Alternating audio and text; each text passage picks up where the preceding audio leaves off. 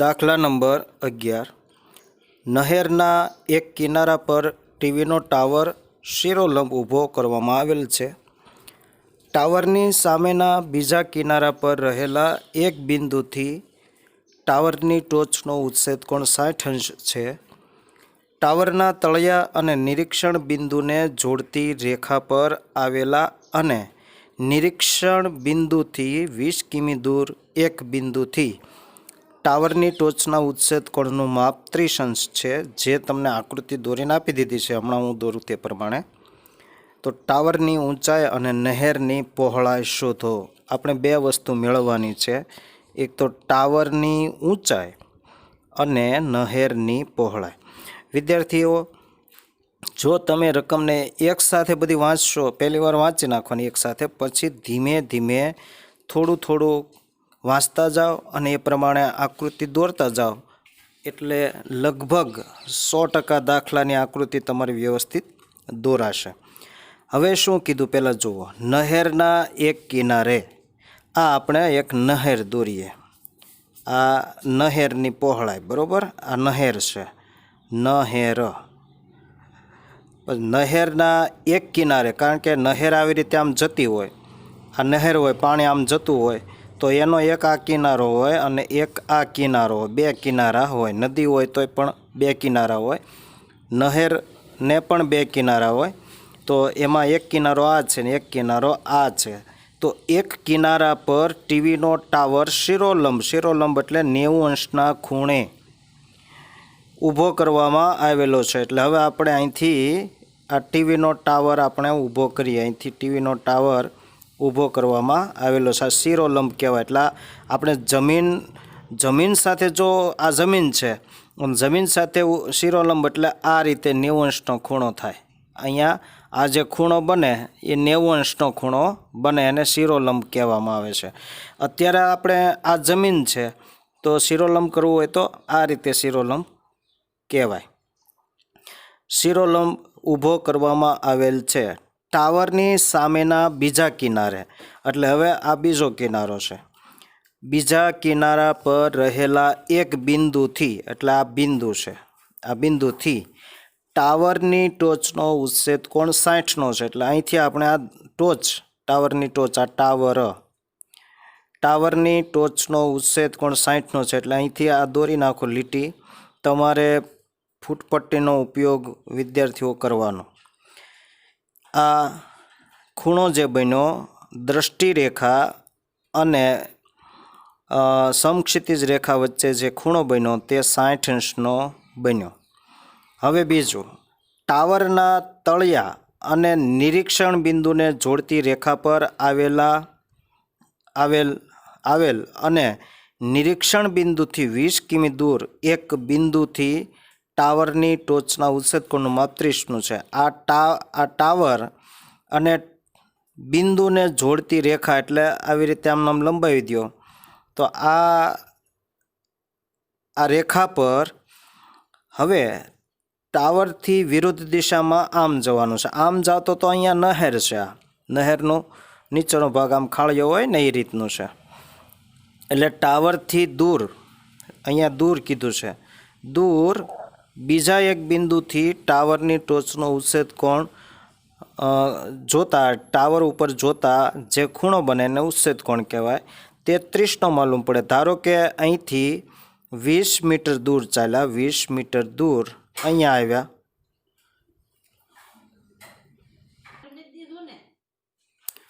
હવે અહીંયા આ બીજું બિંદુ છે. આ બીજો બિંદુથી જોતા, ટાવરની ટોચ ઉપર જોતા જે ખૂણો બને, દ્રષ્ટિરેખા અને સમક્ષિતિજ રેખા વચ્ચે જે ખૂણો બને એ ખૂણો 30 અંશનો બને છે. આને તમારે ફૂટપટ્ટીથી દોરી નાખવાનો, એટલે 30 અંશનો ખૂણો બને છે.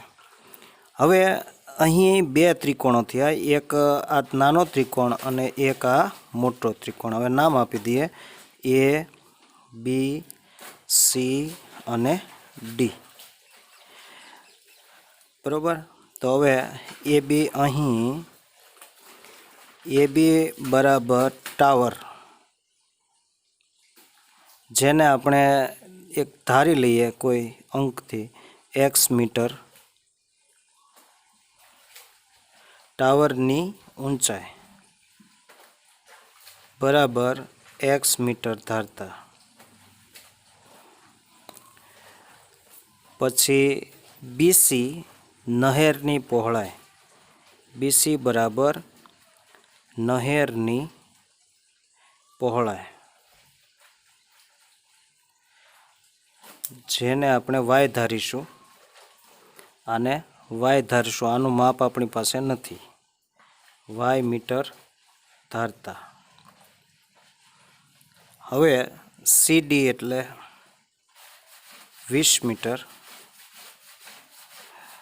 હવે અહીંયા બે ત્રિકોણો થયા, એક ત્રિકોણ થયો એ બી સી અને બીજો ત્રિકોણ થયો એ બી ડી. હવે પહેલાં આપણે આ નાના ત્રિકોણ માટે લઈશું, એટલે ત્રિકોણ એ બી સી માટે પહેલાં ગણતરી કરીએ તો 60 અંશ છે. આ બાજુ અને આ બાજુ બંનેનો ઉપયોગ થાય એવું tan થીટા, એટલે tan 60 અંશ બરાબર tan 60 અંશ બરાબર સામેની બાજુ છેદમાં પાસેની બાજુ. સૂત્ર એવું છે tan થીટા બરાબર સામેની બાજુ છેદમાં પાસેની બાજુ. સામેની બાજુ એ બી છે અને પાસેની બાજુ બીસી છે, એટલે એ બીના છેદમાં બીસી. હવે tan 60ની કિંમત થાય √3, ખાલી વર્ગમૂળમાં 3, વર્ગમૂળમાં 3, એને √3 બોલાય. હવે એ બી એટલે x અને બીસી એટલે વાય. હવે એમાંથી વાયને સૂત્રનો કરતા કરી દેવાનું, કારણ કે આપણે એક્સ શોધવાનું છે અને વાય શોધવાનું છે. કોઈ પણને સૂત્રનો કરતા કરશો તો ચાલશે. હવે આપણે વાયને અહીંયા લઈ જઈને આને અહીં લાવીએ, એટલે વાય બરાબર એક્સના છેદમાં વર્ગમૂળમાં 3, અને નંબર 1 આપી દઈએ. હવે ત્રિકોણ, મોટા ત્રિકોણ માટે એ બી અને ડી માટે પણ બીડીના બે ટુકડા પડ્યા છે, ધ્યાન રાખજો. એક ટુકડો છે બીસી અને બીજો ટુકડો છે સીડી. હવે ત્રિકોણ એ બી ડી માટે અહીંયા 30 છે, એટલે tan 30 અંશ બરાબર સામેની બાજુ એટલે એ બી, સામેની બાજુ એટલે એ બી અને પાસેની બાજુ એટલે બી ડી. પાસેની બાજુ એટલે આ જે ખૂણો જ્યાંથી આવી રીતે આમ જતો હોય તે આખી બાજુ લેવાની, એટલે બી ડી. હવે બી ડી જે છે એ ફરી પાછી બે ભાગની બનેલી છે, સળંગ છે નહીં, બે ટુકડાથી બનેલી છે. એટલે અહીંયા બે ટુકડા બતાવી દઈશું. tan 30 એટલે 1/3 અને એ બી એટલે એક્સ, બી ડી એટલે બીસી વત્તા સીડી, બીસી વત્તા સીડી. હવે બીસી એટલે વાય ધારેલો છે અને સીડી એટલે 20 માપ આપેલું જ છે. તો વર્ગમૂળમાં 3 બરાબર એક્સના છેદમાં વાય વત્તા 20. હવે આને અહીંયા લઈ જવાના, આને અહીંયા ગુણી નાખો, ક્રોસ ગુણાકાર કહેવાય આને. એટલે વાય વત્તા 20 બરાબર આ અહીંયા ગુણાય એટલે વર્ગમૂળમાં 3x. હવે આ 20ને આ બાજુ લઈએ એટલે અહીંયા વાયનો સૂત્રનો કરતા છે, તો અહીંયા વાયનો સૂત્રનો કરતા લાવી દો. અથવા સમીકરણ 1ની કિંમત સમીકરણ 2માં મૂકતા, કારણ કે અહીંયા વાયની કિંમત આ છે અને એ વાયની કિંમત તમારે અહીં મૂકી દેવાની. અને વાયનો અહીંયા વાયનો સૂત્રનો કરતા કર્યો છે, તો અહીંયા વાયનો સૂત્રનો કરતા કરો તો સમીકરણ 1 અને 2ને સરખાવતા એમ શબ્દ બોલાય. તો વાય બરાબર આને આ બાજુ લઈ લઈએ, વર્ગમૂળમાં 3x માઇનસ 20, આ નંબર 2. તો હવે જો અહીંયા વાયનો સૂત્રનો કરતા આપણે કર્યો, અહીંયા વાયનો સૂત્રનો કરતા કર્યો, એટલે ડાબી બાજુ બેયની સમાન છે. તો ડાબી બાજુ જ્યારે બંનેની સમાન હોય તો જમણી બાજુને આપણે સરળતાથી સરખાવી શકીએ. એટલે આના બરાબર આ મુકાય. પછી સરખામણી કહીએ તો આના બરાબર આ મુકાય. ક્યારે? આ બાજુ અહીંયા જેવી હોય તેવી જ અહીંયા હોય તો. એટલે આપણે અહીંયા લખીશું કે પરિણામ 1 અને બેને સરખાવતા. અથવા તમે એમ લખી શકો કે પરિણામ 1ની કિંમત પરિણામ 2માં મૂકતા, એટલે તો અહીંયા વાયની કિંમત મૂકવાનું એમ કહેવાય. જો મારે આમ નથી લખવું, ચાલો તો આપણે એ રીતે લખીએ કે વાયની પરિણામ 1ની કિંમત પરિણામ 1ની કિંમત પરિણામ 2માં મૂકતા. બંને વસ્તુ એક જ છે. હવે બે પરિણામ 2 અહીંયા આપણે લખીએ, એમાં પરિણામ 1ની કિંમત એડ કરી દઈશું. એટલે વાય બરાબર વર્ગમૂળમાં 3 આ x માઇનસ 20. હવે અહીંયા આપણે આ કિંમત મૂકવાની છે, એક્સના છેદમાં વર્ગમૂળમાં 3 બરાબર વર્ગમૂળ 3 x માઇનસ 20. હવે આ વર્ગમૂળ 3 આની સાથે ગુણી નાખો તો x બરાબર વર્ગમૂળ 3 કૌંસમાં વર્ગમૂળ 3 x માઇનસ 20. હવે આને આ વર્ગમૂળ 3ને કૌંસની અંદરના પદો સાથે ગુણી નાખો એટલે વર્ગમૂળ 3 બે વાર આવ્યા એટલે 3 થઈ જાય અને x. હવે આ વર્ગમૂળ 3 અને આની સાથે ગુણો, વચ્ચે માઇનસ છે એટલે માઇનસ 20 વર્ગમૂળમાં 3. હવે આને આ બાજુ લઈ જાઓ, કારણ કે આ પદ છે માઇનસ છે અને આ બંને એક્સમાં મોટો એક્સ બાજુ હોય, મોટો એક્સ હોય એ બાજુ નાના એક્સને લાવવાનું. તો આ નાનો એક્સ છે અને આ બાજુ લાવો, અહીંયા લાવો અને આને આ બાજુ લઈ જાઓ તો આવી રીતે લખાય 3x માઇનસ x બરાબર આ આમ જાય એટલે આ પ્લસ થવાનું છે એટલે 20 વર્ગમૂળમાં 3. હવે 3xમાંથી 1x જાય એટલે 2x વધે તો 20 વર્ગમૂળમાં 3. હવે આ 2 છે આના છેદમાં લઈ લો એટલે x બરાબર 20 વર્ગમૂળમાં 3ના છેદમાં 2. હવે છેદ ઉડાડો, 2 દાણ 20. તેથી x બરાબર 10 વર્ગમૂળ 3 મીટર. હવે x આપણે શું ધાર્યું છે જુઓ, x એટલે આપણે ટાવરની ઊંચાઈ ધારી છે, ટાવરની ઊંચાઈ. તેથી આપણે ટાવરની ઊંચાઈ જે એક્સનું પદ મળ્યું તે આપણી ટાવરની ઊંચાઈ છે. ટાવરની ઊંચાઈ મળી ગઈ. હવે આપણે નહેરની પહોળાઈ મૂકવાની છે. તો આ સૂત્રની અંદર આ સમીકરણ છે, આ પરિણામ છે, આ પરિણામની અંદર એક્સની કિંમત આપણે મૂકી દઈએ એટલે વાય મળી જાય. આપણે વાય શોધવાનું છે, નહેરની પહોળાઈ શોધવાની છે. તો એક્સની કિંમત સમીકરણ 1માં મૂકતા. 2માં મૂકશો તો પણ જવાબ આવી જાય, પણ સમીકરણ 2 મોટું છે તો ગણતરી મોટી થશે. એટલે આ બંનેમાંથી પસંદગી કોની કરવી? નાનું સમીકરણ હોય એની પસંદગી કરાય. તો બીજું સમીકરણ, પહેલું સમીકરણ છે y ઇઝ ઇક્વલ ટુ એક્સના છેદમાં વર્ગમૂળ 3. હવે અહીંયા તમારે એક્સની કિંમત જે આપણને મળી 10 વર્ગમૂળમાં 3 એને અહીંયા મૂકી દેવાની. એટલે 10 વર્ગમૂળ 3 એના છેદમાં વર્ગમૂળ 3. આ વર્ગમૂળ 3 ઉડી ગયા એટલે 10 મીટર આવ્યું આ વાય. તેથી ટાવરની ઊંચાઈ બરાબર 10 વર્ગમૂળમાં 3 મીટર છે અને નહેરની પહોળાઈ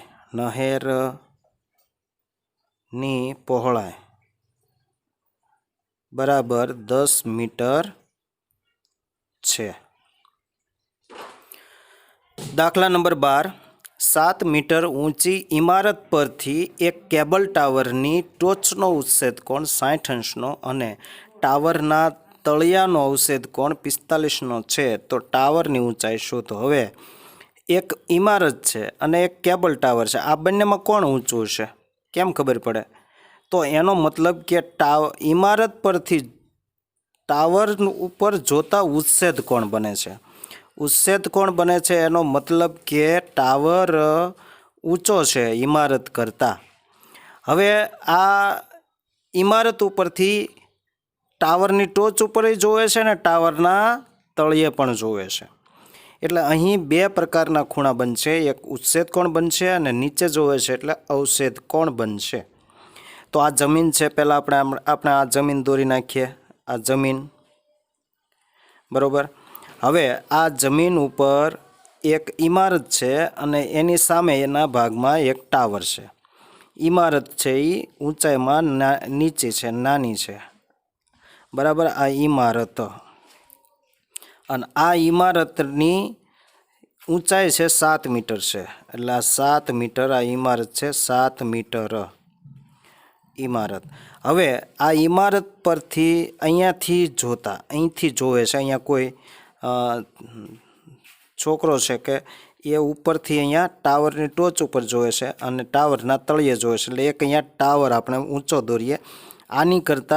આની ઊંચાઈ કરતાં વધુ ઊંચાઈવાળું દોરવાનું, એટલે આ થયું ટાવર,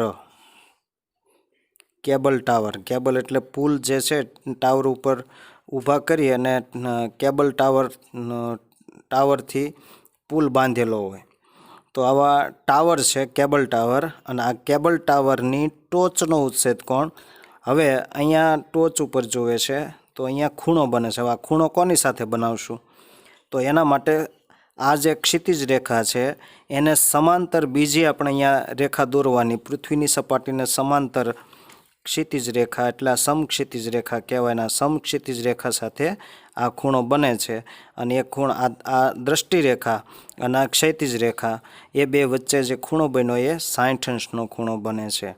આ ઉચ્છેદ કોણ. હવે બીજું, ટાવરના તળિયાનો અવક્ષેદ કોણ 45, એટલે અહીંથી એ નીચે જોવે છે. ટાવરના અવક્ષેદ કોણ ક્યારે બને કે અહીંથી ઊભો રહે અને નીચે જોવે છે ત્યારે અવક્ષેદ કોણ બને છે. ટાવરના તળિયાનો અવક્ષેદ કોણ કહેવાય ને, તો આ અવક્ષેદ કોણ એ આ ક્ષિતિજ રેખા સાથે જ ખૂણો બનાવે છે, અને આ ખૂણો છે 45 અંશનો.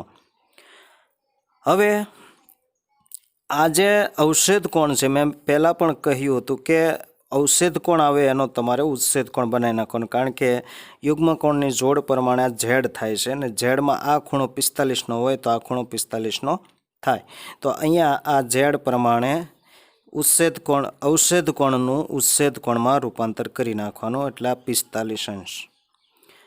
હવે અહીંયા શોધવાનું શું કીધું છે, ટાવરની ઊંચાઈ શોધો. ટાવરની ઊંચાઈ શોધવાનું છે, આ છે.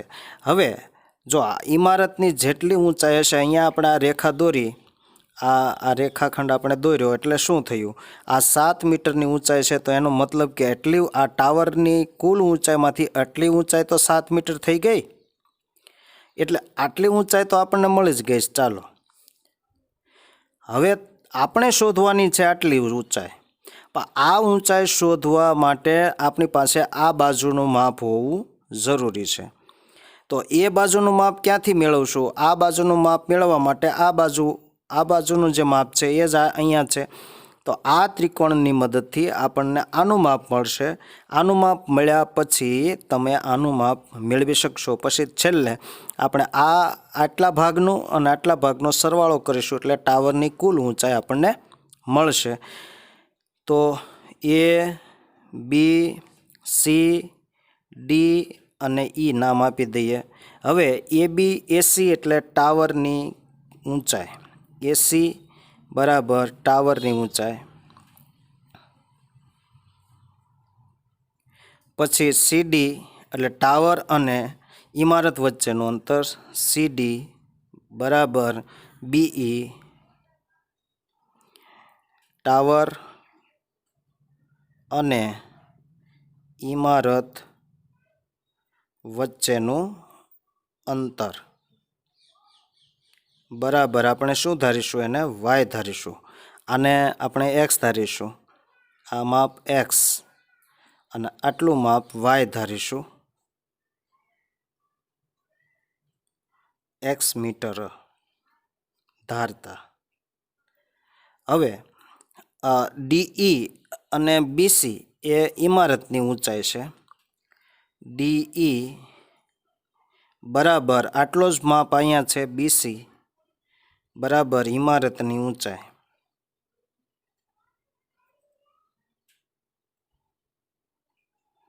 બરાબર કેટલા છે, 7 મીટર. હવે AB આપણે x ધારેલું છે, AB બરાબર x ધારતા, x મીટર ધારતા. આ આપણે આખું આકૃતિનું વર્ણન કર્યું છે। હવે આપણે ગણતરીની શરૂઆત કરીએ। તો ગણતરીની શરૂઆતમાં એક ત્રિકોણ આ આપણે ઉપયોગમાં લેશું અને એક ત્રિકોણ આ આપણે ઉપયોગમાં લેશું। આપણે આની મદદથી આ મળશે અને આની મદદથી આ ત્રિકોણમાં આનો નાનો ઉપયોગ કરશું એટલે આ મળશે। તો પહેલાં આપણે ત્રિકોણ CDE આ ત્રિકોણનો ઉપયોગ કરીએ। ત્રિકોણ CDE માટે બરાબર પહેલાં આપણે આ ત્રિકોણનો ઉપયોગ કરીએ છીએ। હવે અહીંયા આ ત્રિકોણ માટે 45નો ખૂણો છે એટલે tan 45 અંશ। સૂત્ર બોલીએ તો સામેની બાજુ છેદમાં પાસેની બાજુ, tan લાગે એટલે સાબા છેદમાં પાબા। તો DE એના છેદમાં CD, DE એના છેદમાં CD। હવે tan 45ની વેલ્યુ થાય 1। DE 7 છે અને CD એટલે y। હવે આ y ને અહીંયા લઈ જાઓ એટલે y બરાબર 7 મીટર। તો આ એક પરિણામ તમને મળી ગયું, નંબર 1 આપી દો। y એટલે આ બંને વચ્ચેનું અંતર, જે આપણે શોધવાનું કીધું નથી પણ બીજું મેળવવા માટે થઈને પહેલાં આ મેળવવું પડશે। આના વગર તમે આગળ દાખલો ચલાવી શકશો નહીં। હવે આપણે આ ત્રિકોણ લઈએ ABE માટે। ત્રિકોણ ABE માટે હવે અહીંયા 60 છે એટલે 10નું સૂત્ર લગાડીશું એટલે સામેની બાજુ છેદમાં પાસેની બાજુ। પાસેની બાજુ છે એ y જેટલો છે એટલો જ અહીંયા y લેવાનો છે, કારણ કે આપણે આ બંને એક છે એવું અહીંયા કહી દીધેલું છે। હવે tan 60 અંશ બરાબર સામેની બાજુ એટલે BAB, પાસેની બાજુ એટલે BE। હવે tan 60 એટલે કિંમત થાય વર્ગમૂળમાં 3। AB એટલે x ધારેલો છે। BE જે છે એ CD બરાબર છે। અહીંયા BE અને CD બંનેના માપ સમાન આપણે પહેલાંથી કહી દીધા છે એટલે આપણને 7 મળ્યું છે। આ 7 yની કિંમત 7 એટલે અહીંયા પહેલાં y મૂકી દો। હવે આને અહીંયા લઈ જાઓ, આને અહીંયા લાવો અથવા yની કિંમત અહીંયા મૂકી દો તો y બરાબર 7 મીટર થયા એટલે √3 બરાબર x છેદમાં 7। હવે આને અહીંયા ગુણી નાખો એટલે yx બરાબર 7 વર્ગમૂળમાં 3 આવ્યું। હવે આટલા મીટર આવ્યું, એક્સની કિંમત એટલા મીટર આવી। આ એક્સ 7 વર્ગમૂળમાં 3 આવ્યું। હવે આપણને મેળવવાનું કીધું છે ટાવરની ઊંચાઈ। ટાવરની ઊંચાઈ એટલે અહીંથી અહીંયા સુધીનું માપ। હવે અહીંથી અહીંયા સુધીનું માપ આખું આપણી પાસે નથી, આપણી પાસે 2 ટુકડા છે। એક આ ટુકડો અહીંથી અહીંયા સુધીનો, એક અહીંથી અહીંયા સુધીનો, અને આ બેનો સરવાળો કરો ત્યારે તમને AC મળે ટાવરની ઊંચાઈ। તો ટાવરની ઊંચાઈ માટે AC બરાબર AB વત્તા BC કરીશું। હવે ટાવરની કુલ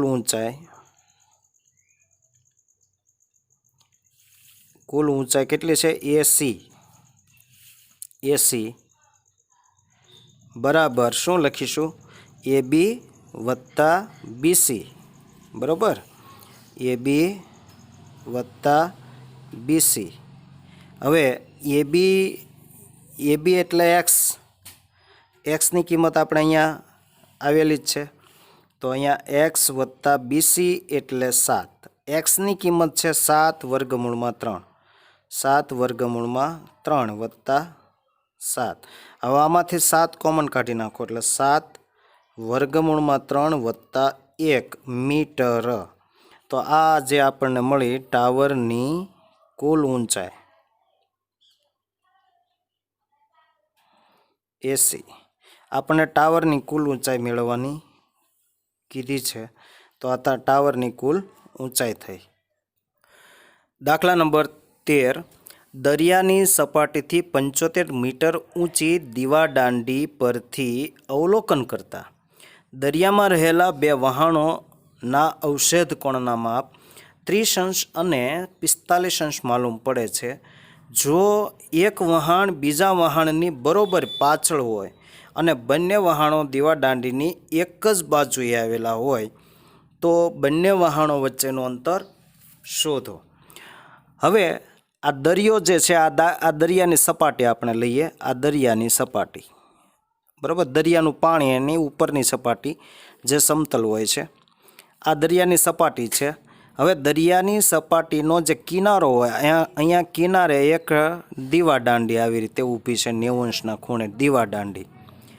જ્યાં વળાંક આવતો હોય દરિયાનો ત્યાં દરેક જગ્યાએ દીવાદાંડી હોય, જે રાત્રિના સમય દરમિયાન વહાણવટાઓ છે, મોટી સ્ટીમરો છે, એ કાપાળ વિસ્તારની અંદર ઘૂસી ન જાય તે માટે આ દીવાદાંડી હોય, જે સતત એનો અંજવાળું છે એ ફરતું ફર્યા રાખતું હોય, એ દીવાદાંડી છે જે ઊંચી હોય છે। હવે આ દીવાદાંડી પરથી જોતા બે વહાણની અંદર દરિયાની અંદર બે વહાણો છે ને બંને વહાણો એકબીજાની પાછળ સીધી રેખામાં જ છે। એક વહાણ અહીંયા છે, ધારો કે એક વહાણ અહીંયા છે અને તેની જ બરોબર પાછળ બીજું વહાણ અહીં છે, બરાબર, આ બે વહાણ છે।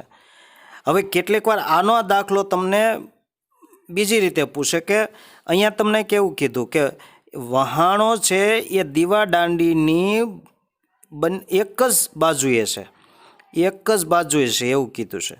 તો કેટલીક વાર પરીક્ષાની અંદર એવું તમને પૂછવામાં આવે કે આ દીવાદાંડી છે, દીવાદાંડીની બંને બાજુ વહાણો છે, તો તમારે શું કરવાનું? આ દીવાદાંડીથી એક વહાણ અહીંયા દોરવાનું ને એક વહાણને અહીંયા દોરવાનું, એટલે અહીંથી આમ કરશો તો આ એક ત્રિકોણ અહીંયા બનશે ને બીજો ત્રિકોણ અહીંયા બનશે। ફેર એટલો, બાકી ગણતરી સેમ ટુ સેમ થશે, કોઈ જાતનો ડિફરન્સ નહીં આવે। જો અહીંયા એમ કહેવામાં આવે કે બંને બાજુ છે તો અત્યારે આપણે એક જ બાજુએ કીધું છે, એટલે આ દીવાદાંડીની બંને વહાણો છે એક જ બાજુએ આપણે લીધા છે। હવે આ દીવાદાંડી ઉપરથી જોવે છે, અહીંયા આ દીવાદાંડી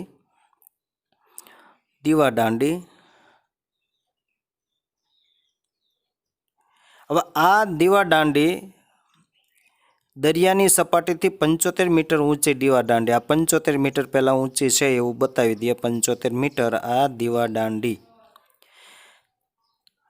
પરથી અવલોકન કરતા, આના ઉપરથી અહીંયાથી અવલોકન કરીએ છીએ આ બે સ્ટીમરોને, તો દરિયામાં રહેલા બે વહાણોના અવક્ષેપ કોણના માપ, કારણ કે ઉપરથી નીચે જોવે છે એટલે અવક્ષેપ કોણ બને, અને અવક્ષેપ કોણ અહીં બનાવવા માટે આપણે સમક્ષિતિજ રેખા અહીંયા તૂટક લાઇનથી દોરી નાખવાની। હવે 30 અંશનો ખૂણો 45 અંશનો ખૂણો બને છે। જેમ દૂર જોવે એમ ખૂણો નાનો બને અને જેમ નજીક જોવે એમ ખૂણો મોટો બને। તો આ દૂર જોવે છે એ ખૂણો, આ દૂરની સ્ટીમર છે એનો ખૂણો, વહાણ છે એનો ખૂણો 30નો થાય, આ 30 અંશનો, અને જે નજીકની સ્ટીમર છે એનો ખૂણો થાય 45 અંશનો, એટલે આ થયો 45 અંશનો, એટલે આ અહીંથી આ ખૂણો, એટલે આ 45 અંશનો થયો। હવે અવક્ષેપ કોણના શું બનાવી નાખવાના? ઉચ્છેદ કોણ। તો આને આમ કરીને આમ ઝેડ લઈ લો તો આ ખૂણો 30નો થયો, આ 30 અંશનો, અને અહીંથી આ 45 અંશનો થયો। હવે આપણને શું કીધું છે? બે વહાણો વચ્ચેનું અંતર શોધવાનું છે। તો આ વહાણ એક અને આ વહાણ બે, બરાબર, આ બંને વહાણ વચ્ચેનું અંતર શોધવાનું છે। એટલે જે શોધવાનું છે એને તમે એક્સ ધારી લ્યો, ન શોધવાનું હોય છતાં ઉપયોગમાં લેવાનો છે એને આપણે વાય ધારી લેવાનું, તો આને વાય ધારતા, બરાબર, અહીંથી એટલું અંતર આ વાય અને એટલું અંતર એક્સ શોધવાનું છે, ને એક્સ ધાર્યું નથી શોધવાનું છતાં ઉપયોગ લેવાનો છે, તેને આપણે વાય ધાર્યું। હવે અહીં એ બી આપણે નામ આપી દઈએ, એ બી સી અને ડી। એ બી બરાબર દીવાદાંડીની ઊંચાઈ કેટલી છે? 75 મીટર। પછી બીસી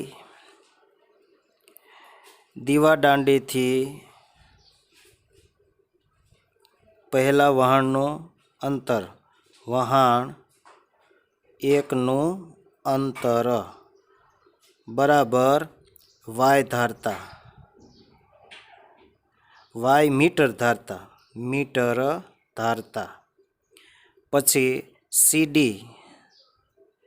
બંને વહાણ વચ્ચેનું અંતર,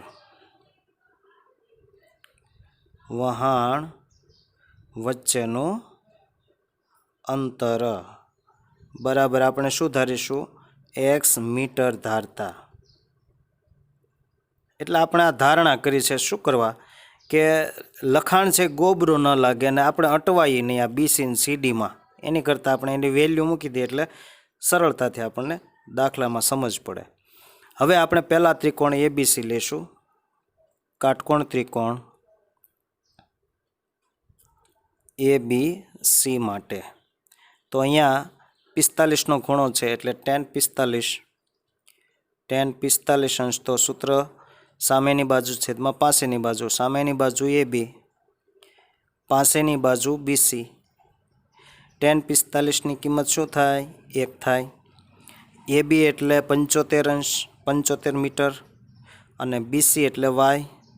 તો y એટલે આને અહીંયા લઈ ગયા એટલે y બરાબર 75 મીટર. એટલે પહેલી દીવાદાંડીથી પહેલી સ્ટીમરનું વહાણનું અંતર 75 મીટર મળી ગયું. હવે શોધવાનું આપણને આ કીધું છે એટલે મોટો ત્રિકોણ હવે લેશું. આ આખો ત્રિકોણ, હવે આ આખો ત્રિકોણ લેશું પણ આ બાજુના બે ટુકડાથી ભેગા થઈને મોટી બાજુ બની છે એટલે આપણે આ વત્તા આ તરીકે લેશું. બરાબર, આ બે બાજુના ટુકડાનો સરવાળો કરીને આપણે મૂકીશું. tan 30નો ખૂણો એટલે ત્રિકોણ ABD માટે હવે ગણતરી કરીએ છીએ.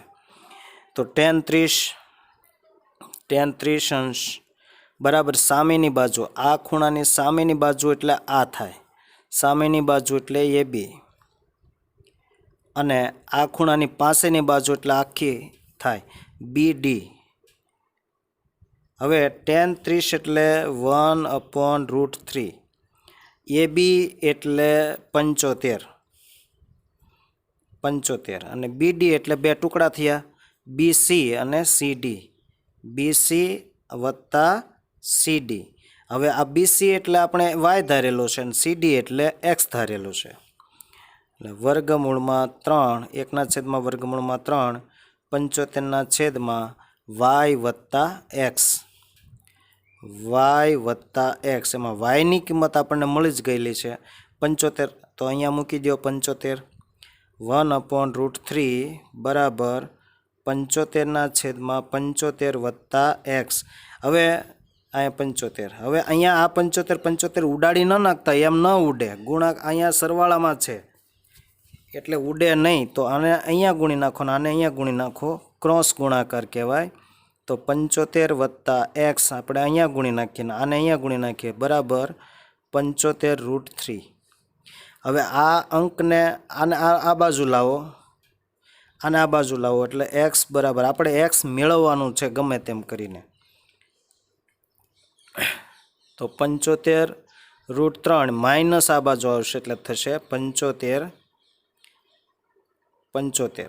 હવે આમાંથી 75 કોમન કાઢી નાખો એટલે 75/3 માઇનસ 1. હવે જો તમને પરીક્ષાની અંદર વર્ગમૂળ 3ની કિંમત આપવામાં આવે તો અહીંયા 1.73 આપી દેવામાં આવે. તો હવે અહીંયા તમારે 1.73 લઈ અને બાદબાકી કરીને જે જવાબ આવે એને 75 સાથે ગુણાકાર કરવાનો એટલે તમને મીટરની અંદર જે અંક છે એ અંકની અંદર રૂપાંતર થઈ જશે. અત્યારે આપણને વર્ગમૂળ 3ની કિંમત આપેલી નથી રકમની અંદર એટલે આપણે લેશું નહીં. તો આ તમારો જવાબ આવ્યો કે બે વહાણ વચ્ચેનું અંતર. તેથી બે વહાણ વચ્ચેનું અંતર 75 વર્ગમૂળમાં 3 માઇનસ 1 મીટર છે. હવે જો વેલ્યુ આપી દીધી હોત તો શું કરે? તો અહીંયા 1.73 લેત બરાબર, અને એમાંથી એક બાદ કરે એટલે 0.73 વધે. 0.73 અને 0.75નો ગુણાકાર કરીને જે આવે એ બે વહાણ વચ્ચેનું અંતર થશે. દાખલા નંબર 14. 1.2 મીટર ઊંચાઈવાળી એક છોકરીને જમીનથી 88.2 મીટર ઊંચાઈ પર રહેલા પવનના કારણે સમક્ષિતિજ રેખામાં ગતિ કરતું એક બલૂન જોવા મળે છે. જો એક છોકરીને તેના ઉચ્છેદ કોણનું માપ 60 મળે છે, થોડા સમય બાદ બલૂનના ઉચ્છેદ કોણનું માપ 30નું થાય છે. જો આકૃતિમાં, તો આ સમય દરમિયાન બલૂને કાપેલું અંતર શોધો. હવે એક સમક્ષિતિજના આ રીતે બલૂન છે. આ રીતે બલૂન એટલે ફૂગો. આ રીતે ફૂગો છે. આ ફૂગો. આ કોઈ છોકરી છે. અહીંયા આ જમીન છે. આ જમીન છે. હવે આ બલૂન છે એ ખરેખર આમ સીધી દોરીમાં જ હોય. હાઇડ્રોજન ઓલા હિલિયમ વાળો ફૂગો હોય તો આમ સીધો ઊંચો જ ઉડતો હોય. એટલે આ એક આવી રીતે અહીંયા છે. હવે આ બલૂનને કોઈ છોકરી અહીંયા ઊભી છે અને આ ઊભેલી છોકરીની ઊંચાઈ છે, આ છોકરીની ઊંચાઈ 1.2 મીટર છે. 1.2 મીટર. આવું દોરવાનું નથી તમારે. હું અહીંયા આ રીતે બતાવું છું, ખાલી સીધો લીટો જ તેનો. આ ઊંચાઈ એટલે આ છોકરીની ઊંચાઈ છે. બરાબર. હવે આ છોકરી પહેલી વાર જ્યારે આ ફુગાને જોવે છે ત્યારે એ અહીંયા જોવે છે, આ કન્ડિશનમાં જોવે છે ત્યારે આની જે દ્રષ્ટિ આની ઉપર પડે છે એટલે આ દ્રષ્ટિ રેખા થઈ. આ દ્રષ્ટિ રેખા. બરાબર. હવે આ દ્રષ્ટિ રેખા થઈ તો આપણે બીજી રેખા ક્યાંથી, આને સમાંતર બીજી રેખા અહીં સમક્ષિતિજ રેખા બનાવવી પડે. એટલે આ સમક્ષિતિજ રેખા અહીંથી બને છે. આ સમક્ષિતિજ રેખા જેની લંબાઈ અને આની લંબાઈ બંને એક હોય. હવે થોડાક સમય પછી ત્યારે અહીંયા જોવે છે ત્યારે કેટલો ખૂણો થાય છે? 60 અંશનો થાય છે. જ્યારે પહેલી વાર જોવે છે ત્યારે અહીંયા આ 60 અંશનો થાય છે. હવે આ ફૂગો થોડીક વાર પછી અહીંયા નથી રહેતો, અહીંયા પહોંચી જાય છે. અહીંયા. બરાબર. અને આ ફૂગો આવી રીતે આમ સીધો જ અહીંયા કોઈ છોકરી હોય તો અહીંયા પહેલાં અહીંયા ચાલતા અહીંયા પહોંચ્યું હોય ત્યારે આણે જોયું હોય, પછી એ છોકરી ચાલતા અહીંયા પહોંચી હોય ત્યારે આણે જોયું હોય, એનો એ જ ફૂગો. તો કેવું બને? તો અહીંથી આ સમક્ષિતિજ રેખા થઈ, અહીંથી આ સમક્ષિતિજ રેખા થઈ. અને આ છોકરી ફરી પાછો થોડાક સમય પછી અહીંયા જોવે છે તો આ છોકરીની દ્રષ્ટિ રેખા આવી રીતે આમ ગઈ, આવી રીતે આ દ્રષ્ટિ રેખા અને આ સમક્ષિતિજ રેખા છે. આ બંને વચ્ચેનો જે હવે અહીંયા ખૂણો બન્યો, આ ખૂણો 30 અંશનો માલુમ પડે છે. રાઈટ. આ ફુગ્ગો છે. હવે આ જે જમીનથી ઊંચાઈ છે, આની આ જમીનથી ઊંચાઈ છે એ 88.2 મીટર છે. જે આ લંબાઈ છે એ જ લંબાઈ આની આ રહેવાની છે, એ બદલવાની નથી. તો હવે આપણે મેળવવાનું છે કે આ જે પહેલાં અહીંયા જોયું ત્યારનો જે સમય છે, ત્યાર પછી થોડાક સમય પછી જોયું તો આ બંને વચ્ચેનું જે અંતર થયું એ અંતર આપણે મેળવવાનું છે. એટલે કે આ સમય દરમિયાન બલૂને કાપેલું અંતર શોધવાનું છે. બલૂને કાપેલું અંતર આપણે શોધવાનું છે. કોઈના હાથમાંથી આ બલૂન છૂટી ગયો હોય તો પહેલી વાર જોઈએ ત્યારે અહીંયા હોય ને બીજી વાર જોઈએ ત્યારે અહીંયા હોય, એટલે આ અંતર આપણે શોધવાનું. અંતર શોધવાનું છે એને એક્સ કહી દઈએ. અને નથી શોધવાનું છતાં ઉપયોગ, એટલે આ આપણે એક્સ, આ પણ એક્સ થઈ ગયો, આ એક્સ. અને આ નથી શોધવાનો છતાં ઉપયોગમાં લેવો પડશે એટલે આપણે આ વાય લઈશું. તો આ પણ વાય થઈ ગયો, આ પણ વાય થઈ ગયો. આને આના માપ બે સમાન હોય. બરાબર. હવે આપણે પાસે બે ત્રિકોણો થયા. એક ત્રિકોણ જો આ થયો, એક ત્રિકોણ આ થયો, આ ત્રિકોણ થયો અને બીજો ત્રિકોણ અહીંથી આ થયો. હવે આટલી ઊંચાઈ ક્યાંથી? આપણને તો ટોટલ ઊંચાઈ 88.2 મીટર આપી છે, પણ આટલી ઊંચાઈ આપણી પાસે છે નહીં. તો આ ઊંચાઈ એટલે આ છોકરીની ઊંચાઈ થઈ, એ બાદ કરી નાખશો. 88.2 મીટરમાંથી બાદ કરશો એટલે આખી ઊંચાઈમાંથી આ છોકરીની ઊંચાઈ બાદ કરી નાખશો એટલે આપણને આ ઊંચાઈ મળશે. તો અહીંયા પહેલાં લખીએ કે નામ આપી દઈએ, આ એ, આ બી, અહીંયા બી, પછી સી, આ ડી, આ ઈ, ગમે એ રીતે નામ આપશો કાંઈ વાંધો નહીં. પછી આ એફ અને આ જી અને એચ. હવે આપણે મેળવવાનું છે આટલું માપ અથવા તો અહીંથી એટલું માપ. એટલે એ બી અને સીડી,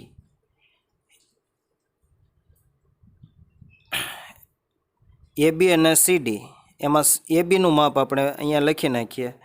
એ બી એટલે એ બી બરાબર સીડી. કેવી રીતે મેળવશું? તો ફુગ્ગાની કુલ ઊંચાઈ, ફુગ્ગાની કુલ લંબાઈ માઇનસ છોકરીની ઊંચાઈ.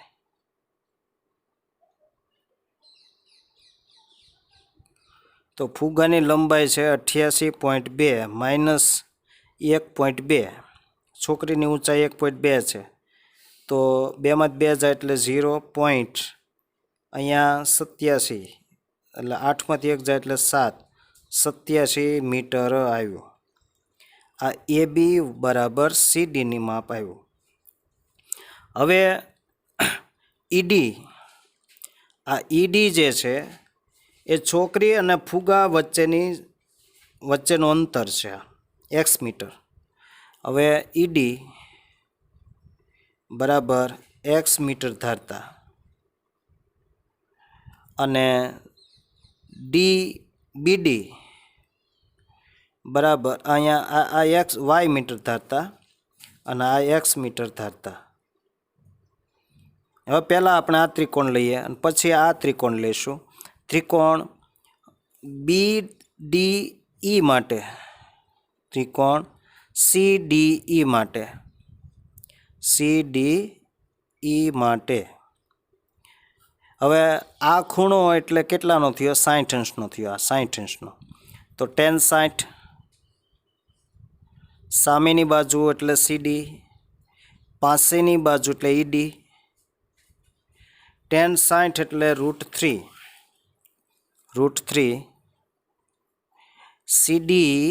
CD એટલે આપણે અહીંયા મેળવ્યું CD 87 અને ED એટલે y ધાર્યું છે આપણે, y. હવે આને અહીંયા લઈ લો અને આને અહીંયા લઈ લો. y બરાબર 87/3, આને નંબર 1 આપી દો. હવે બીજો ત્રિકોણ લઈએ ABE માટે. આ આખો ત્રિકોણ, આ આખો ત્રિકોણ, ત્રિકોણ ABE માટે ગણતરી કરીએ તો આના માટેનો ખૂણો છે એ 30 અંશનો છે. એટલે tan 30 અંશ બરાબર સામેની બાજુ એટલે AB અને પાસેની બાજુ એટલે BE, આ આખી બાજુ BE. હવે BEના બે ટુકડા થયા, X ને Y, એટલે ED વત્તા BD. tan 60 30 અંશ બરાબર AB છેદમાં BD અને વત્તા DE. હવે tan 30 એટલે 1/2, 1/3 વર્ગમૂળમાં 3. tan AB એટલે 87 અને BD એટલે X ને આ Y આપણે મૂકીશું, X વત્તા Y. હવે આને અહીંયા લઈ લો ને આને અહીંયા લઈ લો. X વત્તા Y બરાબર 87/3. હવે આપણે y અહીંયા સૂત્રનો કરતા છે, અથવા તો એમ કહીએ કે આ નંબર 2ની અંદર કિંમત મૂકજો, અથવા અહીંયા yનો સૂત્રનો કરતા કરી નાખો તો સરખામણી કરી નાખવાની. તો અહીંયા આપણે yને સૂત્રનો કરતા કરીએ તો xને આ બાજુ લઈ લો, એટલે y બરાબર 87/3 માઇનસ x નંબર 2. હવે પરિણામ 1 અને પરિણામ 2ને સરખાવી દો એટલે આ બાજુ બરાબર આ બાજુ. પરિણામ 1 અને 2ને સરખાવતા તો આના બરાબર આ મૂકી દો, કારણ કે આ બરાબર વાય છે અને અહીંયા વાય છે, તો આના બરાબર આ મૂકવાનું. એટલે 87 વર્ગમૂળમાં 3 બરાબર 87 વર્ગમૂળમાં 3 માઇનસ એક્સ. હવે આ વર્ગમૂળ 3ને આની સાથે ગુણી નાખીએ એટલે વર્ગમૂળ 3 કૌંસમાં 87 વર્ગમૂળમાં 3 માઇનસ એક્સ. તો અહીંયા કૌંસ, હવે આને કૌંસ સાથેના પદો સાથે ગુણાકાર કરો એટલે 87 બરાબર, હવે આ વર્ગમૂળના વર્ગમૂળ ભેગા થાય, બે વર્ગમૂળ ભેગા થાય એટલે 3 થઈ જાય, એટલે 87 ગુણ્યા 3 થઈ ગયું, માઇનસ આ વર્ગમૂળ 3 અને એક્સ સાથેનો ગુણાકાર. હવે આ જે છે એનો ગુણાકાર તમારે કરવાનો છે 87 ગુણ્યા 3નો. તો આને આમ લઈ જવાનું, આને આમ લાવો એટલે વર્ગમૂળ 3x પ્લસ થઈ ગયા અને આ માઇનસ થશે, એટલે 87 ગુણ્યા 3 માઇનસ 87. હવે આપણે પહેલાં બાદબાકી નથી કરવી, કોમન કાઢી નાખીએ એટલે હળવું થઈ જાય ગુણાકાર આપણા માટે. 87 સામાન્ય કાઢી નાખો એટલે 3 માઇનસ અહીંયા 1 વધે, તો વર્ગમૂળમાં 3x બરાબર 87 ગુણ્યા, હવે અહીંયા 2 વધે, 87 ગુણ્યા 2 કરશો એટલે 174 થશે, અને આ વર્ગમૂળ 3ને અહીંયા લઈ લો 174, 7 દુ 14 ચોકડો વધી 1 8 દુ 16 ને 1 17, એના છેદમાં આ વર્ગમૂળ 3, વર્ગમૂળ 3. હવે છેદમાં વર્ગમૂળ રહેવા દેવાય નહીં, બરાબર? તો આપણે શું લેશું? કરણી લેશું. કરણી એટલે જે છેદમાં હોય એના વડે અંશ અને છેદને ગુણવાના. તો આ અહીંયા ગુણાઈ ગયું ને આ 3 3 વર્ગમૂળમાં 2 વાર આવ્યું એટલે 3 થઈ જાય, તો 174 વર્ગમૂળમાં 3 અને એના છેદમાં 3. હવે આનો નાનો છેદ ઉડાડવાનો છે, તો 58 13 174 થાય. તેથી એક્સ બરાબર 58 વર્ગમૂળમાં 3 મીટર આવ્યું. તો એક્સ કોના માટે ધારેલો છે? એક્સ એટલે બે ફુગાએ આ બે જુદા જુદા સમય દરમિયાન કાપેલું અંતર, બરાબર? ફુગાએ કાપેલું અંતર, ફુગાએ કાપેલું અંતર બરાબર 58 વર્ગમૂળમાં 3 મીટર. દાખલા નંબર 15 ખૂબ સરસ દાખલો છે. એક સુરેખ માર્ગ ટાવર તરફ જાય છે. એક સુરેખ એટલે સીધો માર્ગ ટાવર તરફ જાય છે. ટાવરની ટોચ પર રહેલ એક વ્યક્તિ ટાવર તરફ અચળ ગતિથી આવતી એક મોટર કારના અવશેષ કોણના માપ 30 નોંધે છે. હવે 6 સેકન્ડ પછી આ કારના અવશેષ કોણનું માપ 60 અંશનું થાય છે. તો કારને ટાવર સુધી પહોંચતા કેટલો સમય લાગશે? તો શું કરવું? પહેલાં જો આ ટાવર છે, આ ટાવર, હવે ટાવર તરફ જતો એક સીધો રસ્તો સુરેખ રસ્તો છે. આ સુરેખ રસ્તો જમીન ઉપર આ રીતનો છે, આ સુરેખ રસ્તો છે. હવે કોઈ વ્યક્તિ આ ટાવર ઉપર ચડીને બેઠો છે. હવે એ જ્યારે ટાવર ઉપર ચડીને બેઠો છે ત્યારે એ એક કારને આ ટાવર તરફ આવતા જોવે છે. પહેલી વાર જ્યારે એ નજર નાખે છે ત્યારે કાર અહીંયા છે, ત્યારે એની દ્રષ્ટિ આની ઉપર પડે છે. ત્યારે દ્રષ્ટિરેખા અને સમક્ષિતિજ રેખા વચ્ચે ખૂણાની રચના થાય છે. આ જે છે આ દ્રષ્ટિરેખા છે. આ દ્રષ્ટિરેખાથી અહીંયા આ કાર જોવે છે. પહેલાં કન્ડિશન પ્રમાણે, પહેલી સ્થિતિ પ્રમાણે આ ક્ષિતિજ રેખા, અને ત્યારે જે ખૂણો બને છે તે 30નો બને છે. અવશેષ કોણ 30નો બને છે, એટલે આ 30 અંશનો ખૂણો બન્યો. હવે એ ફરી પાછો આડાવળું જોવે છે, બીજે ક્યાંક. ફરીને 6 સેકન્ડ પછી આ કાર ફરીવાર જોવે છે. કારની જે સ્પીડ છે એ અચળ છે, એટલે ધીમી નથી પડતી અને વધુય નથી, એટલે એને અચળ ઝડપ કહેવાય. એટલે એક જ સરખી ગતિથી કાર ટાવર તરફ આવે છે, આ ટાવર તરફ આવે છે. હવે 6 સેકન્ડ પછી ફરી પાછો એ આને આ કારને જોવે છે તો અહીંયા એ કાર ઊભી તો રહેવાની નથી, અચળ ઝડપે જ ગતિ કરે છે એટલે ઊભી નથી, પણ એ કાર 6 સેકન્ડ પછી અહીંયા પહોંચે છે. એટલે ત્યારે એને ખબર ક્યારે પડી કે અહીંયા પહોંચી? એણે જોયું ત્યારે ખબર પડી ને. એટલે અહીંયાથી એણે દ્રષ્ટિ આની ઉપર પડી ત્યારે કાર અહીં પહોંચી હતી, અહીંયા પહોંચી હતી. 6 સેકન્ડ બાદ, એટલે 6 સેકન્ડ બાદ કાર અહીંયા પહોંચી અને ત્યારે જે ખૂણો બન્યો, અવષેદ કોણ બન્યો, આ અવષેદ કોણ આ 60 અંશનો બન્યો, 60 અંશનો. એટલે આ 60 અંશનો બન્યો. તો શોધવાનું શું કીધું છે કે કારને ટાવર સુધી પહોંચતા કેટલો સમય લાગે છે. હવે અહીંથી અહીંયા પહોંચતા 6 સેકન્ડ લાગી, તો આપણે એ શોધવાનું છે કે અહીંથી અહીંયા સુધી પહોંચતા કેટલો સમય લાગે. આપણે એટલું જ અંતર શોધવાનું છે. પણ અહીંયા આપણને 6 સેકન્ડ આપી છે, આપણને મીટરમાં માપ નથી આપ્યું, કંઈથી અહીંયા પહોંચતા એટલા મીટર અંતર કાપ્યું એવું આપ્યું નથી. આપણને સેકન્ડમાં જવાબ અહીંયા આપેલો છે, આ અંતર. હવે પહેલું કામ આપણે અવષેદ કોણના ઉચ્છેદ કોણ બનાવી નાખવાના. એટલે આ ઝેડ લો તો આ 30નો થયો, આ 30નો, એટલે આ 30 અંશનો ખૂણો અને આ 60 અંશનો ખૂણો. જેમ ટાવર નજીક જાઓ એમ ખૂણો મોટો થતો જાય. એટલે ઉલટા ખૂણા લેશો તો જવાબ ઉલટા આવશે. એટલે જેમ દૂર રહ્યો એમ નાનો ખૂણો બને, જેમ કોઈ પણ વસ્તુની નજીક જાઓ એમ ખૂણો મોટો બને, જ્યારે ઉચ્છેદ કોણ ઊંચે જોતા હોય ત્યારે. હવે આપણી પાસે કોઈ માપ નથી, એટલે આપણે આને જો જરૂર કેટલા માપની પડવાની છે, આની પડવાની, આની પડવાની ને આની પડવાની છે. આ ત્રણની પડવાની છે. તો ત્રણેયમાં એકેયના માપ આપણી પાસે નથી. તો શું કરવું? આ ટાવર છે એને હાઈટ કહી દો h, આ h મીટર, આને આપણે h ધારી લીધો, આને આપણે x ધારી લઈએ, x મીટર, અને આને આપણે y મીટર ધારી લઈએ.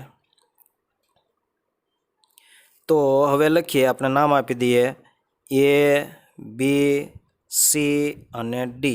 અહીં AB બરાબર ટાવરની ઊંચાઈ બરાબર h મીટર ધારતા. પછી BC ટાવર અને કાર વચ્ચેનું અંતર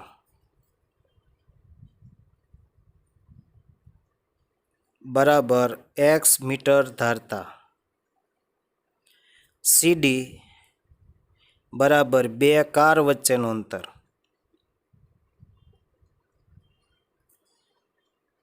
બરાબર આપણે એને y મીટર ધારતા. બધું આપણે આ પ્રમાણે અહીંયા લખી નાખ્યું. હવે આપણે પહેલો ત્રિકોણ આ લેશું, નાનો ત્રિકોણ પહેલાં લેવાનો, પછી મોટો ત્રિકોણ લેવાનો. આ એક ધ્યાન રાખવાનું. મોટો ત્રિકોણ લો તો કોઈ વાંધો નહીં. હવે ત્રિકોણ ABC માટે, આ ત્રિકોણ માટે આપણે હવે ગણતરી કરીએ. ABC ખૂણો 60નો છે, આને આનો ઉપયોગ કરવાનો છે, એટલે tan 60 અંશ. tan 60 અંશ બરાબર સામેની બાજુ એટલે AB, પાસેની બાજુ એટલે BC. tan 60ની કિંમત √3 થાય. AB એટલે h અને BC એટલે x. હવે hને સૂત્રનો કરતા કરવાનો, કારણ કે આપણને આ શોધવાનું કીધું છે, તો આને આપણે સૂત્રના કરતા બને ત્યાં સુધી નહીં કરવાના. જે નથી જોતું એને સૂત્રનો કરતા કરવાનો. આપણે hને કોઈ કામ નથી, છતાં અહીંયા આવ્યો એટલે આપણે hને સૂત્રનો કરતા કરી દેવાનો. એટલે આને અહીંયા ગુણી નાખો, એટલે h બરાબર વર્ગમૂળમાં 3x, આ નંબર 1. હવે ત્રિકોણ ABD માટે, ત્રિકોણ ABD માટે, મોટા ત્રિકોણ માટે હવે ખૂણો છે 30નો, એટલે tan 30 અંશ બરાબર સામેની બાજુ એટલે AB, પાસેની બાજુ એટલે BD. પણ BD બે ભાગથી બની છે, BC અને CD થી. એટલે tan 30 પછી કિંમત મૂકીશું AB, અને આ બે ભાગથી બની BC વત્તા CD. હવે બીસી એટલે એક્સ છે અને સીડી એટલે વાય છે. tan 30 એટલે 1/3. AB એટલે h અને આ એક્સ વત્તા વાય. હવે આને અહીંયા લઈ લો અને આને અહીંયા ક્રોસ ગુણાકાર કરી નાખો એટલે એક્સ વત્તા વાય બરાબર 3/h. હવે આપણે સૂત્રનો કરતા એચને કરવાનો છે. અહીંયા એચને કર્યો ને એટલે તો આ 3 ને આના છેદમાં લઈ જાઓ એટલે એચ બરાબર એક્સ વત્તા વાય એના છેદમાં 3 નંબર 2. હવે આ સાઈડે એચ છે, આ સાઈડે એચ એટલા માટે લાવ્યા કે આપણે આ બંને સરખામણી કરી શકીએ એટલા માટે.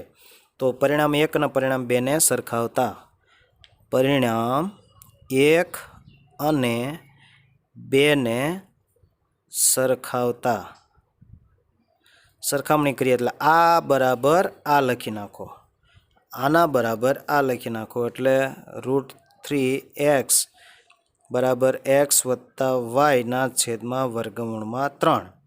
તો પહેલાં આપણે આ વર્ગમૂળને આની સાથે ગુણશું એટલે 3 ગુણ્યા 3 એટલે આ 3 થઈ ગયા. તો 3x બરાબર એક્સ વત્તા વાય. હવે આ એક્સને આ બાજુ લઈ જાઓ તો 3x માઇનસ એક્સ બરાબર વાય. હવે અહીંયા 2x વધ્યા બરાબર વાય. હવે વાય એટલે શું છે? આપણને વાય જ શોધવાનું કીધું છે કે કારને ટાવર વાય નહીં પણ એક્સ શોધવાનું કીધું છે.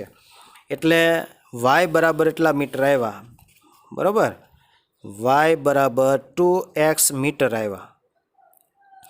આ અંતર એટલે આટલા મીટર અંતર એણે કેટલા સમયમાં કાપ્યું? 6 સેકન્ડમાં. આ અંતર વાય એટલે શું? વાયની કિંમત શું આવી? 2x આવી. તો આ 2x મીટર આંકડો નથી એમ માનો, 2x મીટર કાપતા 6 સેકન્ડ થઈ. તો x મીટર અંતર આપણે આ x મીટર ધારેલું છે, તો x મીટર અંતર કાપતા કેટલો સમય લાગે? તો આપણે અહીંયા લખીશું કે y બરાબર 2x મીટર અંતર કાપતા કારને લાગતો સમય કેટલો સમય લાગ્યો? 6 સેકન્ડ. 6 સેકન્ડ. તેથી આપણે આ અંતર અહીંથી એટલું અંતર મેળવવાનું છે. તો એ અંતર કેટલું છે? x મીટર ધારેલું છે. તો આ x મીટર અંતર કાપતા લાગતો સમય, તેથી x મીટર અંતર કાપતા લાગતો સમય બરાબર આપણે શોધવાનું છે. તો x મીટર અંતર કાપતા કારને લાગતો સમય બરાબર. હવે આપણે આને ગુણ્યા આ અને છેદમાં લખીશું 2x. આ આપણે લખવાનું નથી, આપણું તો આ આટલા મીટર અંતર આ છે, આ લખવાનું છે, આ 2x. એટલે 6 ગુણ્યા x એના છેદમાં 2x. આ x ગયા 2 તેરી 6 એટલે કેટલા સેકન્ડ લાગ્યો? 3 સેકન્ડ લાગ્યો. આપણે આ સમય શોધવાનો હતો કે કારને અહીંથી અહીંયા પહોંચવા માટે 6 સેકન્ડ લાગ્યો. તો અહીંથી અહીંયા પહોંચવા માટે કેટલો સમય લાગે? અહીંથી અહીંયા પહોંચવા માટે માત્ર 3 સેકન્ડનો સમય લાગ્યો. દાખલા નંબર 16. ટાવરના તળિયામાંથી પસાર થતી રેખા પર તળિયાથી 4 મીટર અને 9 મીટર દૂર આવેલા બે બિંદુથી ટાવરની ટોચના ઉચ્છેદ કોણના માપ કોટી કોણના માપ છે. તો સાબિત કરો કે ટાવરની ઊંચાઈ 6 મીટર છે. એટલે આટલું આપણે સાબિત કરવાનું છે કે ટાવરની ઊંચાઈ 6 મીટર છે, એ સાબિત કરવાનું છે. તો અહીંયા એક ટાવર છે. ટાવરના તળિયામાંથી પસાર થતી રેખા એટલે આ ટાવરના તળિયામાંથી એક જમીનને સમાંતર પસાર થતી રેખા છે. હવે તળિયાથી 4 મીટર એક અહીંયા તળિયે ટાવરથી 4 મીટર એટલે અહીંયા એક બિંદુ 4 મીટર આટલું માપ અને 4 મીટર અને 9 મીટર. હવે આ 9 મીટર ક્યાંથી છે માપવાનું? ટાવરના તળિયેથી 9 મીટર. અહીંથી 9 મીટર નહીં, ધ્યાન રાખજો. અહીંથી 9 મીટર છે, અહીંથી અહીંયા સુધીનું માપ 9 મીટર છે. અહીંયા સુધીનું માપ આ 9 મીટર અને અહીંથી આ 4 મીટર અને અહીંથી આ 9 મીટર એમ કીધું છે. 9 મીટર દૂર આવેલા બે બિંદુથી ટાવરની ટોચના ઉચ્છેદ કોણના માપ કોટિકોણના માપ છે. તો એક ખૂણો આ બેનો ઉચ્છેદ કોણ, આ ઉચ્છેદ કોણ 1 અને આ ઉચ્છેદ કોણ 2. હવે કોટિકોણ જ્યારે શબ્દ કીધું હોય ત્યારે વિદ્યાર્થીઓ આ ખૂબ સમજવા જેવો દાખલો છે અને આવા દાખલો ક્યારેક પૂછી નાખે તો આપણને ગોટાળે ચડી જઈએ. તો કોટિકોણ એટલે શું? તો કે આને આપણે 90 આને આપણે થીટા ધારીએ તો આ ખૂણો જે બને એ 90 માઇનસ થીટા કરીએ, આ ખૂણો માઇનસ કરો એટલા ખૂણાનું માપ આ થાય. 90માંથી આ ખૂણો જેટલો બાદ કરો એને કોટિકોણ કહેવાય. એટલે 90 માઇનસ થીટા. જો તમને 45 આપ્યો હોય તો કોટિકોણ આનો કેટલો થાય? 90 માઇનસ 45 એટલે આ પણ 45નો થાય. આ તમને 30નો આપ્યો હોય તો આ 90 માઇનસ 30 એટલે આ 60નો થાય. આ કોટિકોણ કહેવાય. હવે અહીં એ બી સી અને ડી એમાં એ બી ટાવરની ઊંચાઈ, એ બી બરાબર ટાવરની ઊંચાઈ. હવે આપણે ધારવું પડશે તો એને એચ ધારી લઈએ. એચ મીટર બરાબર એચ મીટર. પછી બીસી ટાવર અને પ્રથમ બિંદુ વચ્ચેનું અંતર, આ પ્રથમ બિંદુ વચ્ચેનું અંતર, ટાવર અને પ્રથમ બિંદુ વચ્ચેનું અંતર બરાબર 4 મીટર. હવે સીડી બરાબર બે બિંદુ વચ્ચેનું અંતર, બે બિંદુ વચ્ચેનું અંતર બરાબર. આ બે બિંદુ વચ્ચેનું અંતર કેટલું થાય? તો શું કરશો? આખું માઇનસ એટલું કરશો ત્યારે આટલું મળશે ને. હવે આપણને શોધવાનું શું કીધું છે?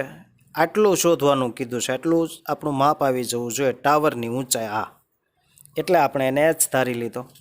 તો હવે પહેલાં આ ત્રિકોણ લ્યો, ત્રિકોણ એબીસી માટે, ત્રિકોણ એબીસી માટે તો 10.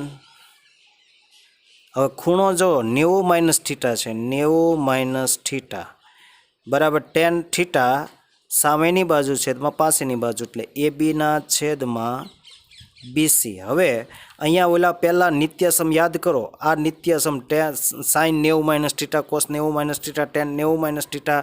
હવે એનો ઉપયોગ અહીંયા કરવાનો. ટેન 90 માઇનસ થીટા એટલે કોટ થીટા થાય, કોટ થીટા. હવે એબી એટલે એચ આપણે ધારેલું છે અને બીસી એટલે 4 મીટર. રેડી? હવે આ એચને સૂત્રનો કરતા કરી દો. આ એચ બરાબર 4 કોટ, આની સાથે ગુણાઈ જાય એટલે 4 કોટ થીટા નંબર 1 બરાબર. હવે આપણે મોટો ત્રિકોણ લઈશું એટલે ત્રિકોણ એ બી ડી માટે. હવે આ ત્રિકોણ માટે ખૂણો થીટા છે એટલે ટેન થીટા બરાબર સામેની બાજુ એટલે એ બી, પાસેની બાજુ એટલે બી ડી. ટેન થીટા બરાબર સામેની બાજુ એ બી અને પાસેની બાજુ એટલે બી ડી. હવે ટેન થીટા એમ નામ જ ટેન, એ બી એટલે એચ ધારેલો છે અને બી ડી એટલે 9, આખી બાજુ છે 9 જ સીધી લઈ લેવાની. હવે આ એચને સૂત્રનો કરતાં અહીંયા કરેલો છે તો અહીંયા એચને સૂત્રનો કરતાં કરી દો તો 9 10 થીટા થયું નંબર 2.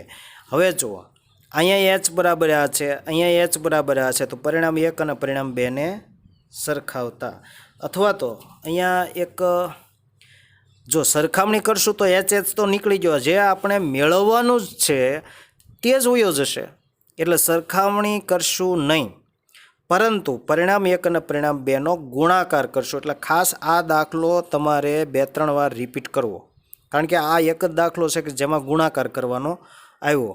એટલે પરિણામ 1 અને 2નો ગુણાકાર કરતા